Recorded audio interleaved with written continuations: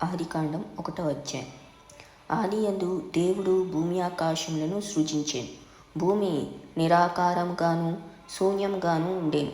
చీకటి అగాధ జలము పైన కమ్మి ఉండెను. దేవుని ఆత్మ జలముల పైన అల్లాడుచుండెను. దేవుడు వెలుగు కమ్మని పలుకగా వెలుగు కలిగెను. వెలుగు మంచిదైనట్టు దేవుడు చూచెను. దేవుడు వెలుగును చీకటిని వేరుపరిచెను. దేవుడు వెలుగునకు పగలనియు చీకటికి రాత్రి అనియు పేరు పెట్టెను. అస్తమయమును ఉదయమును కలుగగా ఒక దినమాయె. మరియు దేవుడు జలముల మధ్య ఒక విశాలము కలిగి ఆ జలములను ఈ జలములను వేరుపరచునుగాకని పలికెను. దేవుడు ఆ విశాలము చేసి విశాలము క్రింది జలములను విశాలము మీది జలములను వేరుపరచగా ఆ ప్రకారమాయెను. దేవుడు ఆ విశాలమునకు ఆకాశమని పేరు పెట్టెను. అస్తమయమును ఉదయమును కలుగగా 2వ దినమాయెను. దేవుడు ఆకాశం క్రిందనున్న జలములొక్కచోటనే కూర్చబడి ఆరిన నేల కనబడునుగాకని పలుకగా ఆ ప్రకారమాయెను. దేవుడు ఆరిన నేలకు భూమి అని పేరు పెట్టెను. జలరాశికి ఆయన సముద్రములని పేరు పెట్టెను. అది మంచిదని దేవుడు చూచెను.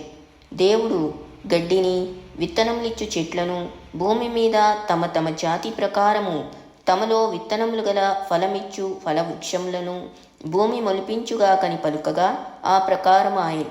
భూమి గడ్డిని తమ తమ జాతి ప్రకారము విత్తనములిచ్చు చెట్లను తమ తమ జాతి ప్రకారము తమలో విత్తనములు గల ఫలవృక్షములను మొలిపింపగా అది మంచిదని దేవుడు చూచెను.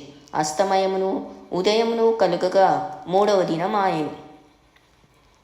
దేవుడు పగటిని రాత్రిని వేరుపరిచినట్లు ఆకాశ విశాలమందు జ్యోతులు కలుగునుగాకనియు అవి సూచనలను కాలములను దిన సంవత్సరములను సూచించుటకై ఉండుగాకనియు భూమి మీద వెలిగించుటకు అవి ఆకాశ విశాలమందు జ్యోతులై ఉండుగాకనియు పలికెను. ఆ ప్రకారమాయెను. దేవుడు ఆ 2 గొప్ప జ్యోతులను అనగా పగటిని ఏలుటకు పెద్ద జ్యోతిని రాత్రిని ఏలుటకు చిన్న జ్యోతిని నక్షత్రములను చేసెను.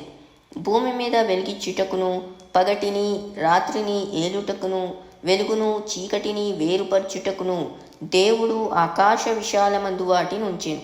అది మంచిదని దేవుడు చూచెను. అస్తమయమును ఉదయమును కలుగగా 4వ దినమాయెను. దేవుడు జీవం కలిగి చలించు వాటిని జలములు సమృద్ధిగా పుట్టించునుగాకనియు పక్షులు భూమిపైని ఆకాశ విశాలంలో ఎగురునుగాకనియు పలికెను. దేవుడు జలములలో వాటి వాటి జాతి ప్రకారము జలములు సమృద్ధిగా పుట్టించిన మహామత్స్యములను జీవం కలిగి చలించు వాటన్నింటినీ దాని దాని జాతి ప్రకారము రెక్కలు గల ప్రతి పక్షిని సృజించెను. అది మంచిదని దేవుడు చూచెను. దేవుడు మీరు ఫలించి అభివృద్ధి పొంది సముద్ర జలములలో నిండియుండుడనియు పక్షులు భూమిపైన విస్తరించునుగాకనియు వాటిని ఆశీర్వదించెను. అస్తమయమును ఉదయమును కలుగగా 5వ దినమాయెను. దేవుడు వాటి వాటి జాతి ప్రకారము జీవం గల వాటిని అనగా వాటి వాటి జాతి ప్రకారము పశువులను పురుగులను అడవి జంతువులను భూమి పుట్టించుగాకని పలికెను. ఆ ప్రకారమాయెను.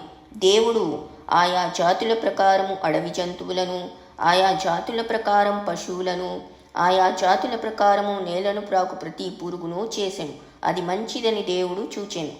దేవుడు మన స్వరూపమందు మన పోలిక చొప్పున నరులను చేయుదు. వారు సముద్ర చేపలను ఆకాశ పక్షులను పశువులను సమస్త భూమిని భూమి మీద ప్రాకు ప్రతి జంతువును ఏలుదురుగాకనియు పలికెను.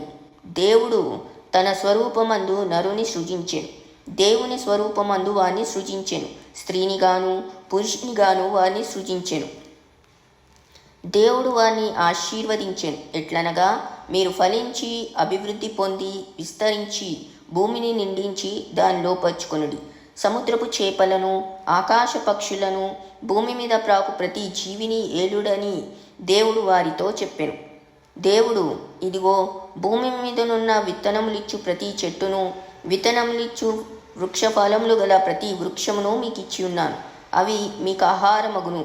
భూమి మీద నుండి జంతువులన్నింటికి ఆకాశ పక్షులన్నింటికి భూమి మీద ప్రాకు సమస్త జీవులకును పచ్చని చెట్లన్నీ ఆహారమగునని పలికెను. ఆ ప్రకారమాయెను. దేవుడు తాను చేసినది యావత్తును చూచినప్పుడు అది చాలా మంచిదిగా ఉండెను. అస్తమయమును ఉదయమును కలుగగా 6వ దినమాయెను.